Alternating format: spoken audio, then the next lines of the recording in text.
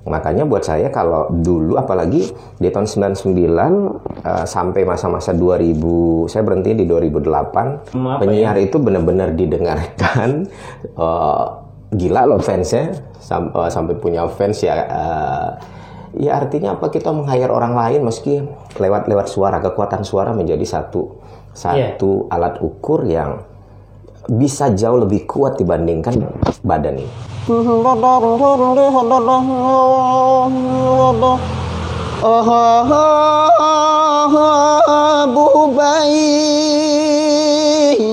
Channel jangan lupa like dan subscribe dan Bubai channel. Oke Bang, salam kenal. Salam kenal. Apa bule apa? Bule bayang. Bule bayang. Iya. Maksudnya dari bayang atau bayang-bayangan jadi bule? Salah satunya maksudnya dari bayang. Dari bayang, benar. Terus yang kedua juga bayang-bayangan dari bule. Oke Bang, gimana nih profil Abang nih Bang? Apanya yang mau diketahui? Ya tentang Abang, siapa sih Abang ini kok tiba-tiba bisa hadir di konten Bule Bayang? Karena kita punya inspirasi nih Bang. Setiap narasumber yang didatangkan itu mungkin bisa memberikan inspirasi dan motivasi. Kalau saya sebenarnya ya biasa aja sih, nggak ada yang spesial. Tapi yang jelas kalau bicara soal apa yang paling dibanggakan untuk secara personal gitu, saya menjadikan kalau harus berterima kasih sama Tuhan ini, sama Allah. Bagaimana di tubuh ini yang paling disyukuri buat saya ini suara. Ya makanya karir saya itu diawali dari broadcasting. Dunia radio hampir 15 tahun. Radio hampir 15 tahun. Hampir 15 tahun. Ya semuanya, ya jadi penyiar, jadi MC, semua udah dikelutin. Untuk radio termasuk beberapa bagian di televisi sudah pernah. Kemudian kalau untuk lomba-lomba pun semua yang pakai suara kecuali MTQ sudah pernah menang. Wah, ini ya pidato, ya lomba nyanyi, lomba band, semuanya sudah pernah di masa-masanya. Kalau sekarang terakhir saya berkecimpung justru berbalik arah dari dunia seni, tapi sebenarnya sekarang masih kaitannya dengan seni juga sangat tinggi. Saya larinya ke dunia pendidikan. Oh, berarti lebih tapi mendidik? Iya, jadi guru atau jadi dosen itu kan seni juga, seni Iya. mengajar, seni menghadapi banyak orang. Terakhir saya ngelihat di YouTube-nya Pak Bule ini. Sama Nina. Nah, saya sempat main film juga sama Nina yang terakhir. Abang ikut itu? Abang siapa ini? Saya jadi suaminya Nina. Saya jadi ayahnya. Elsa ternyata sekarang. Ayahnya Elsa. Aduh, benar-benar Ki. Dia lihat nih nanyain abang ini yang siapa ya, nggak sempat perhatikan ke detail ke situ. Tapi akhirnya secara tidak langsung ini sama Elsa nih bisa ketawa-ketawa nonton ini. Gawat ini. Orang yang meng-hire narasumber tapi nggak tahu. Jadi abang lebih dominannya di profil ini untuk basicnya lebih ke suara ya, lebih memainkan suara ya. Jadi penyiar ya. Ya. Berapa tahun abang di apa tadi? 15 kalau tahun? Radio, kalau untuk jadi saya pernah di minimal 2 atau 3 radio gitu ya. Yang paling lama itu 9 tahun di salah satu radio swasta. Yang pertama di mana itu Bang? Bisa disebutkan namanya? Boleh. Pokoknya kita terbuka aja. dua diantaranya 1 tahun apa 1,5 tahun itu di RBS. Di tahun berapa itu? Saya nggak ingat tahunnya, tapi ya jelas mungkin sekitar tahun 99-2000. Berapa tahun Bang di? 1,5 tahunan. Nah waktu itu abang ngapain, jadi MC apa atau? Ya, jadi penyiar ya. Penyiar. Apa? Acaranya apaan? Acara request, acara bertemakan anak muda, bacain. Kalau dulu kan masa-masanya bacain kartu, kemudian siaran malam, terima request lagu ya. Nah, yang paling lama sebenarnya di Classy FM itu. Ntar malam minggu yang sendirian menghayal akan cewek telepon. Ini lagi di mana gitu ya. Nah, itu kena aku soalnya kan pernah merasakan hal seperti itu. siaran radio ini spesial banget rasanya ketika malam. Oh, penyiar juga? Bukan pendengar. Pendengar. Iya, penikmat radio juga tapi pendengarnya. Yes. Perjalanan Abang cukup lama di radio berarti. Ya, hampir tidak bisa keluar sih dari, kalau sudah berada di konteks itu, di dunia radio, kemudian MC, sulit buat kita untuk keluar gitu. Jadi kalau saya tidak terpaksa untuk beralih ke dunia pendidikan sebenarnya karena satu atau dua alasan, mungkin sampai saat ini masih aktif. Sempat beberapa kali jadi narasumber, larinya ya tetap nggak bisa keluar dari dunia itu. Buat saya, Abang sekarang kabarnya buka itu sekolah public speaking juga. Nah itu karena basicnya itu banyak yang minta, banyak yang meng-hire. Ayo kalau dulu kan lebih ke bantu dong ini, diajak ngobrol, berikan advice. Nah sampai beberapa ketika jadi narasumber di beberapa kantor minta, ayo buka private. Lama-lama saya ngobrol sama istri saya, why not? Kenapa tidak? Di sela-sela kewajiban sebagai pengajar lah. Sejak kapan itu? Kalau private personal itu sebenarnya sudah 2-3 tahun belakangan. Tapi kalau untuk kaitan dengan sudah disiapkan ruangan, sudah konteksnya bisnis, baru beberapa bulan terakhir, pasca pandemi lah. Makanya sudah salah satu LKP sudah lembaga, dan di bawahnya ada beberapa, ini dia kaitannya dengan public speaking. Berarti ini udah mulai ya? Sudah jalan. Sekarang lagi jalan 2 kelas. Memang agak susah nyari waktunya, tapi ya nanti disusun aja, didesain aja lah. YouTube-nya juga jalan sekarang. Oh, YouTube harus dong. Cuman untuk YouTuber nih. YouTuber. Ini yang sebenarnya YouTuber kalau ya. YouTuber. Makanya buka ya channel saya Dr. Hanif Al-Qadri C. Kalau enggak apa-apa. Tentu Abang masih merasakan ya seperti ini. Di zaman dulu waktu remaja atau di zaman-zaman penyiar. Masih remaja sekarang kayaknya. Masa? Kayak coba lihat deh, lebih putih mana rambutnya? Saya masih hitam loh. Tapi udah bapaknya Elsa loh. Halo Elsa, ini Nina nih. Nina aman? Sehat? Apa? Nina? Gimana? Istri saya yang di sana. Sama Elsanya. Iya, mamanya Elsa. Jadi di zaman itu kan lebih kita main ya dunia kan belum ada handphone ya. Maksudnya belum dunia sekarang nih Bang. Iya. Jadi tentu suatu Abang merasakan gimana sih mengadaptasi, atau di zaman Abang masih boleh lah masuk ke dunia seperti ini, atau harus ikut berpacu kan saingan sekarang udah yang YouTube bisa apa aja udah gitu bisa ya. Ngapain kan dengan topiknya berhubungan dengan kegiatan Abang waktu dulu, berbicara apa, komunikasi, semuanya tampil di layar, jadi pembawa berita, menjadi sesuatu yang wawancara juga. Nah hari ini ditemukan kesempatan oleh banyak orang. Zaman Abang dulu nggak seperti itu kan? Nggak seperti itu, tapi tetap. Gimana sih? Bedanya cuman medianya, artinya hari ini dipermudah oleh kondisi, oleh alat. Kalau dulu justru saya ngerasain lebih exciting yang dulu sebenarnya. Iya, lebih greget ya. Greget, bahwa kita ketika ingin sesuatu berjuangnya terasa, sehingga proses itu dihargai. Saingan itu. Nah, kalau sekarang kan siapapun bisa. Ya. Hari itu dan punya budget sedikit, punya modal, sudah bisa jadi. Oh dulu nggak bisa, prosesnya panjang, dan kalau tidak punya skill, tidak ada persiapan yang matang, susah. Makanya buat saya kalau dulu, apalagi di tahun 99 sampai masa-masa 2000, saya berhenti di 2008. Pokoknya itu adalah masa-masa jayanya radio.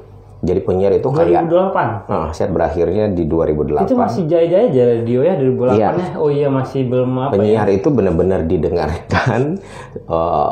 Gila loh fansnya. Sampai punya fans ya. Ya artinya apa, kita meng-hire orang lain meski lewat suara, kekuatan suara menjadi satu alat ukur yang bisa jauh lebih kuat dibandingkan badan ini. Itu suara itu mendapatkan secara original atau ini masih original, belum diganti. Tapi yang namanya kan ada teori untuk bisa sampai ke situ. Yes, dalam konsep public speaking, apalagi konteks radio, saya kan termasuk orang yang mengolah vokal untuk pelatih radio nih. Artinya setiap kita diberikan unik, manusia itu unik. Setiap kita punya basic suara yang tidak sama. Ada yang suaranya tipis, halus, tebal, terlalu tebal. Bukan berasumsi yang tebal suaranya akan lebih bagus dibanding yang tipis, enggak. Justru yang tipis itu, yang cempreng kata orang, ketika diolah sedemikian rupa, itu bisa bulat. Nah, membuat dia bulat itu yang perlu proses latihan mengendalikan diafragma itu. Berarti bisa dilatih sampai situ. Bisa.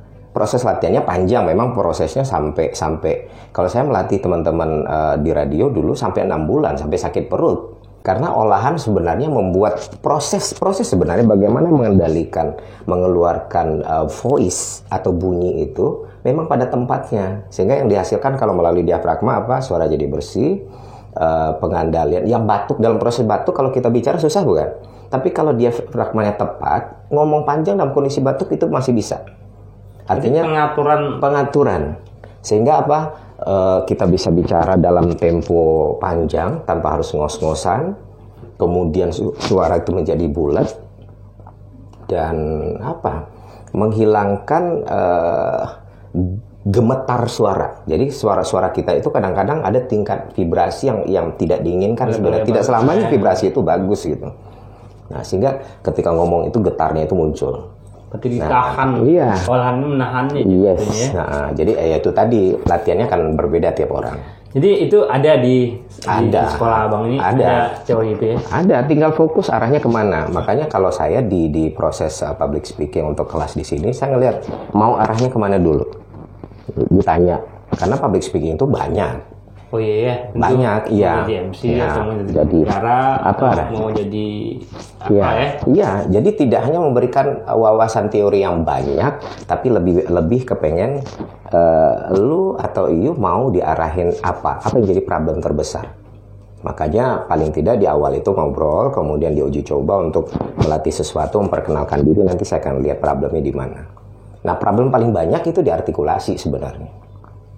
Dasar artikulasi itu kan sederhana, cuma 5 huruf doang, tapi nggak semua orang bisa. Sehingga bicara itu kok nggak kedengaran, kok jadi di kuping itu nggak bisa ditangkap bulat, sehingga mesti berulang-ulang apa tadi, ngapain. Berarti itu yang indikasi bahwa artikulasinya nggak benar. Berarti itu yang diatur berarti itu, artikulasi. Iya, artikulasi.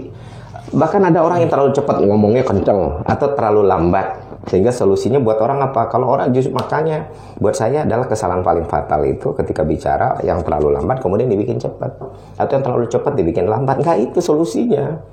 Solusinya bukan seperti alat dipelanin atau dicepatin, enggak. Pelan atau cepat itu yang ngatur itu bagian sini. Strateginya apa? Benahin artikulasi. Kalau artikulasi kita udah benar, perkata ya. Iya. Artikulasi yang 5 huruf A, I, U, E, O-nya itu udah benar, ya udah dengan secara konstan kecepatan itu diatur dengan sendirinya, bukan kita yang ngatur.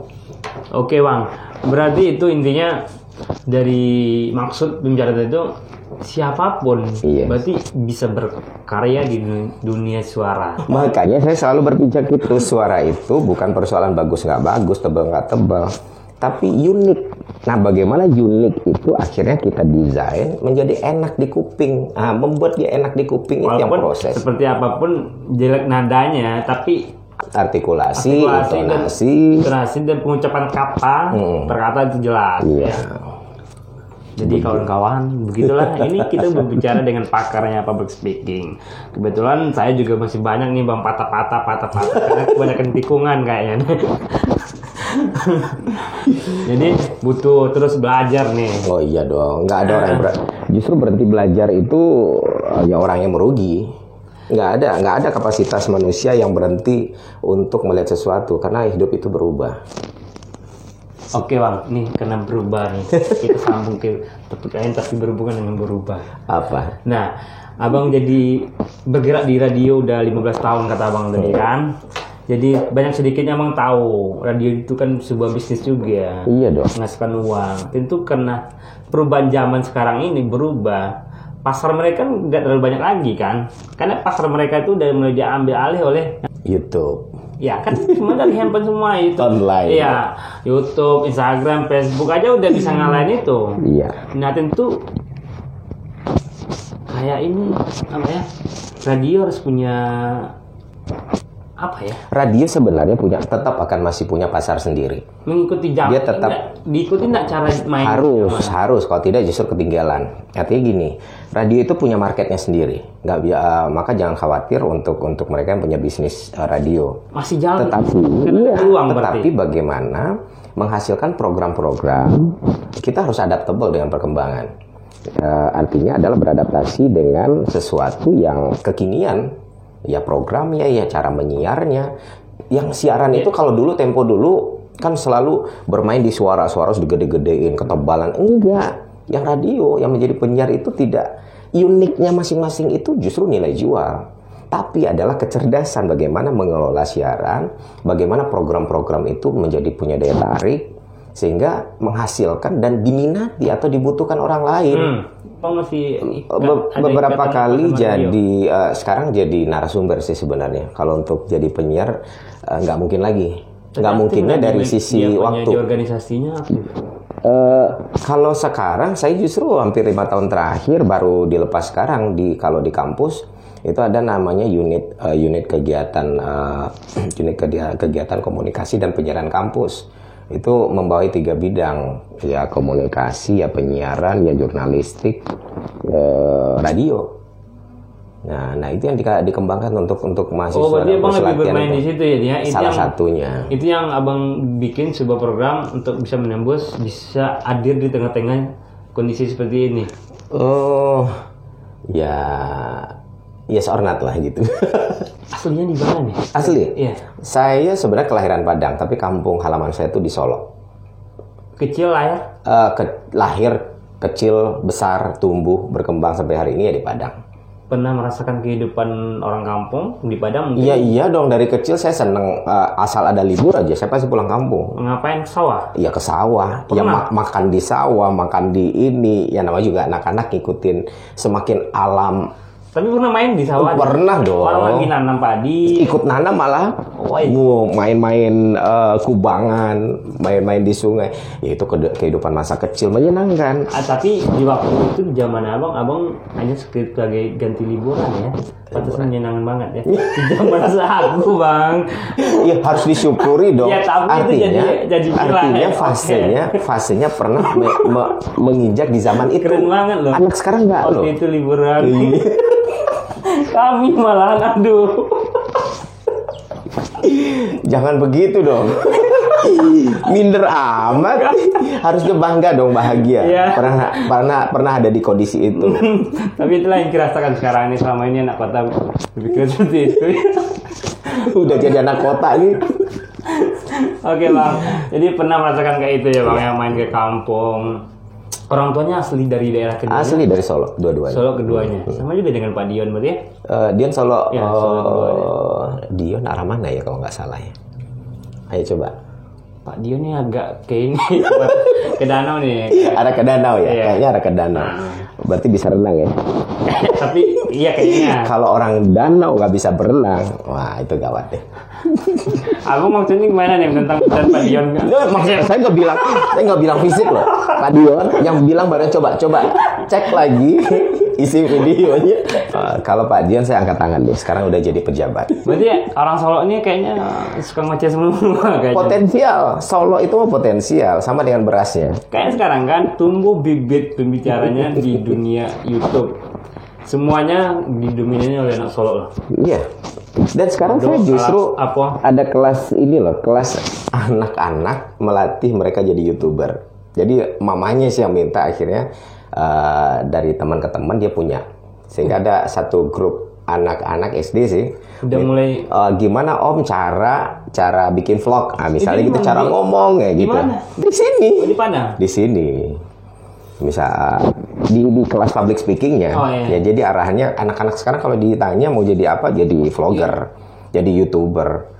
Makanya pas dikontak oleh beberapa orang tua, Mas bisa ngelatih anak untuk ini nggak? Gimana lancar berbicara ketika bikin vlog? Wah, boleh, ayo. Di SMA Bang di Padang. Iya, SMA di Padang. Mulai dari SD, Iya. SMP, SMA, kuliah. Waktu SMA di Padang ya. Iya. Otomatis tuh merasakan di zaman itu tahun berapa sih? Kok sama sih? Lu kelahiran tahun berapa sih? Masih kecil 87. Cie, merasa masih kecil lo. Gue udah 88 malah. Ini tenang aja. Enggak, kalau saya 70-an, 78. 10 tahun Bang. Beda kita 10 tahun Iya. ya. Tapi nggak kelihatan kok beda. Asik. Maksud gue tuh kelihatan apakah saya kelihatan lebih muda atau lu kelihatan lebih tua. Iya putih, coba lihat deh. Ini mudah-mudahan ya. Rambutnya putih. Berarti di zaman itu kan sekarang beda loh Bang. Anak SMA sekarang dengan Ya beda dong, anak SMA dulu udah tua sekarang. Anak SMA sekarang masih muda. enggak, maksudnya gini, enggak. permainannya. Dulu zaman itu mungkin masih dingdong Oh iya ya. dong. Dingdong. Kemudian main apa? Main batu itu pakai Masih gendongan. main batu. Di zaman apa itu apa? Di Padang masih Di Padang. kota loh. Siapa bilang mau di kota mau ini, asal pada saat itu permainan anak-anak mah sama di penjuru Indonesia, saya pikir. Berarti tinggi juga nilai daya tarik main batu itu. Iya dong. Main lempar bola, main kelereng. Wah, itu anak sekarang, aduh coba ditanya deh kayak anak-anak saya. Aduh. Menurut Abang gimana Bang? Kasihan atau gimana nih? Kasihan. Anak sekarang kenapa lebih sulit bersosialisasi, sulit untuk beradaptasi dengan ketika dia ada di satu tempat, kemudian ketemu dengan orang-orang baru, atau lebih banyak autisme berkembang. Kalau dulu kan hampir tidak ditemukan, kalau toh ada hanya 1 dari sekian persen gitu. Kenapa? Karena anak-anak fokus pada dunianya sendiri. Maka benar kalau sekarang menjauhkan orang yang dekat, mendekatkan orang yang jauh melalui handphone ini, melalui internet. Intinya sekarang kan ada 2 pilihan berarti. Ya. Mereka masih bisa main seperti yang dulu. Dan mereka juga Bias sebenarnya. Kalau dibilang mereka bisa bermain seperti yang dulu, mereka terikat dengan keadaan sekarang, belajar harus melalui itu. Jadi mau nggak mau.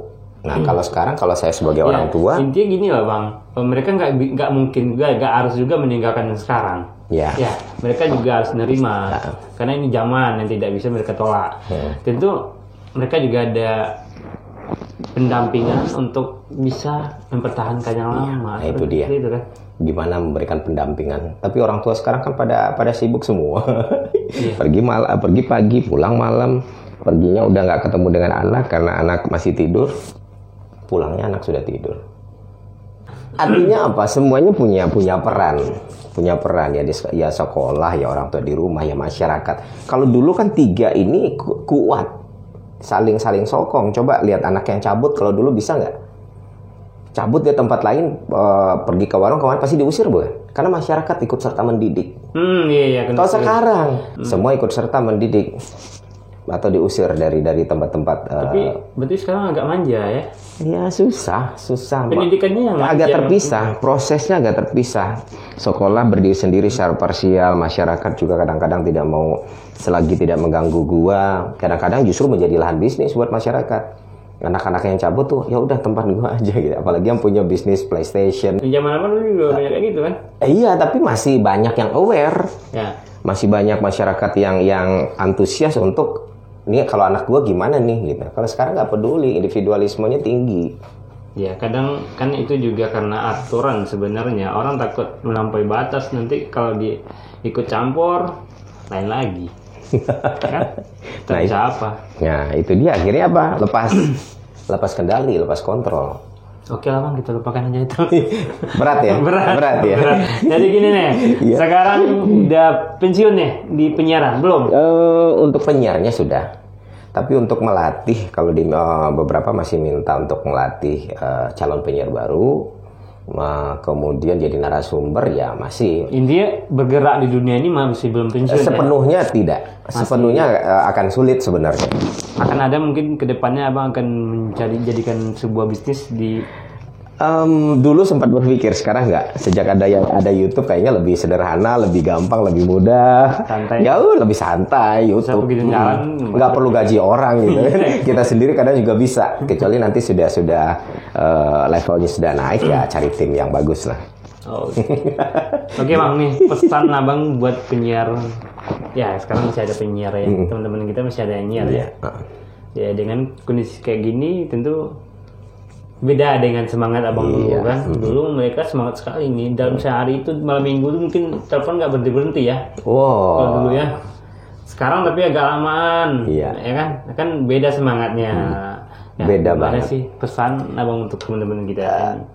Don't worry lah, maksudnya gini, untuk jadi penyiar untuk hari ini sebenarnya diperlukan adalah wawasan, latihan. Jangan hanya fokus pada bagaimana pekerjaan kita selesai. Ya, penyiar itu sentuhannya di sini, bukan di suara. Suara itu justru nomor 2 buat saya. Suara bisa dilatih, unik masing-masing kita punya, artinya setiap kita punya karakter suara yang berbeda. Nah itu mesti dilatih, tapi jangan suara jadi fokusnya. Fokusnya di sini, ketika menyentuh orang lain, karena suara saja kalau kita ngomong ke orang, kekuatan penyiar itu kan di suara. Oke, selamat siang untuk Anda yang barangkali lagi di mana gitu. Kalau kita cuma ngomong doang, orang nggak akan terasa. Nah, kesulitan menjadi penyiar itu bagaimana menyentuh orang yang nggak bisa ngelihat kita, tapi melalui suara dia seakan-akan kita ada di depan mereka. Kita mengirimkan pesan. Nah, mengirim pesan, menghidupkan pesan, makanya harus dengan sentuhan. Heart. Nah, gunakan ini. Jadi ketika melatih orang, mengingat orang, menegur orang yang lagi di jalan, lagi apa, seakan-akan kita ada di dekatnya. Sekarang jabatannya apa di UNP? Wah, saya nggak. Iya, jabatan kecil-kecilan, nggak setinggi